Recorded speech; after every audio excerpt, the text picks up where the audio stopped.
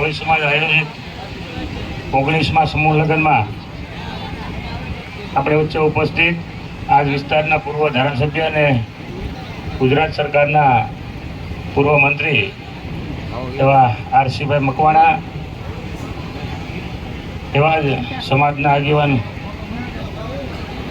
શામજીભાઈ, તાલુકા પંચાયતના પ્રમુખ એવા દુલાભાઈ, તાલુકા પંચાયતના સદસ્ય હમણાં આપણે ખૂબ સમાજ વિશે વાત કરી, ચિંતા પણ વ્યક્ત કરી એવા મારા મિત્ર મુકેશભાઈ, સરપંચ મુનાભાઈ, શૈલેષભાઈ, રમેશભાઈ જોડિયા, બકુલભાઈ, અમિતભાઈ, કેતનભાઈ અને એમની ટીમ. સમૂહ લગ્ન એ સમાજની ખૂબ સારી એવી વ્યવસ્થા છે.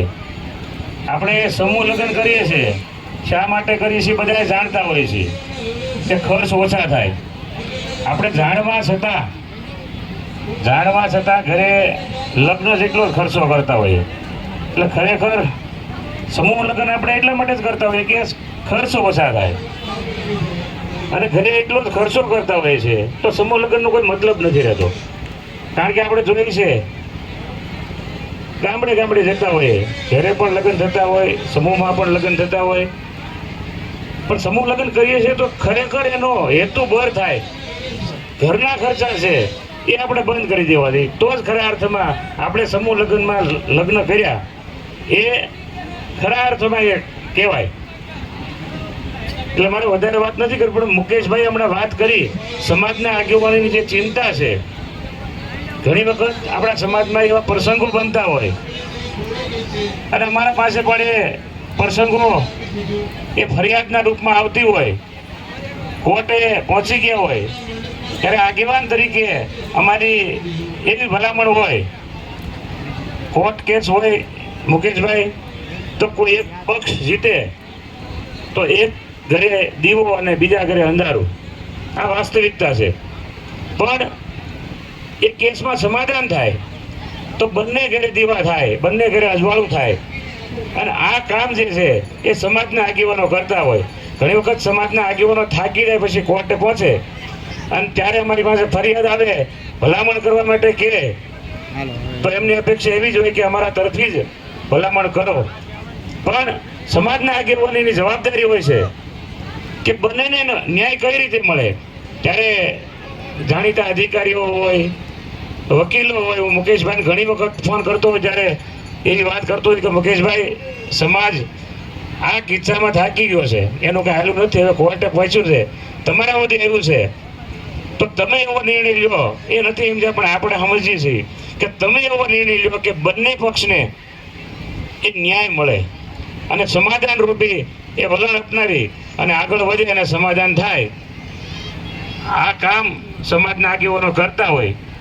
એટલે આવા પ્રશ્નો આવતા હોય ત્યારે આજે આપણો શૈક્ષણિક રીતે પણ આમ હવે કહીએ તો આપણે આગળ છીએ, આર્થિક રીતે પણ આગળ છીએ. એટલા બધા નથી પણ પહેલા કરતા ઘણા આગળ છીએ. આપણે એવું નથી કહેતા બીજા સમાજના રોડમાં આપણે એમને હારે પહોંચી ગયા છીએ. પણ આજકાલ આપણા કાંઠા વિસ્તારની તો કોઈ ગામ એવું બાકી નહીં હોય ત્યાં ઓરો 150-200 એ યુવાનો સરકારી નોકરી કરતા એવા ન મળે. કારણ કે એટલા બધા હમણાં ઓનલાઈન પદ્ધતિ આવી પછી નોકરીઓ ચડ્યા છે. હું મારા ગામની વાત કરું, પ્રતાપરાની જ તો આજે 250 લોકો તમને સરકારી નોકરિયાત મળશે. 250 મિલિટરી હોય, શિક્ષક હોય, ડોક્ટર હોય, તલાટી મંત્રી હોય, પોલીસ વિભાગમાં હોય, કોઈ વિભાગ બાકી ન હોય. એટલે મારો કહેવાનો મતલબ એ છે કે શૈક્ષણિક રીતે આપણે આગળ વધ્યા છે જ્યારે આ બધી જ આપણને સમાજને લાભ મળે. અને સમાજને નુકસાન કરતા જે વ્યસનો છે, જે કાર્યો છે, જે નીતિઓ છે, રીતિઓ છે, એને કઈ રીતે આપણે નાબૂદ કરીએ. કારણ કે સમાજમાં એક રિવાજ બની જાય ને, એ સમાજને નુકસાન કરતા હોય એને હટાવવાની કોઈ હિંમત નથી કરતું. ત્યારે શરૂઆત આગેવાનથી થવી જોઈએ. અને જો આગેવાન એની શરૂઆત કરશે તો સમાજ એની પાછળ હાલશે.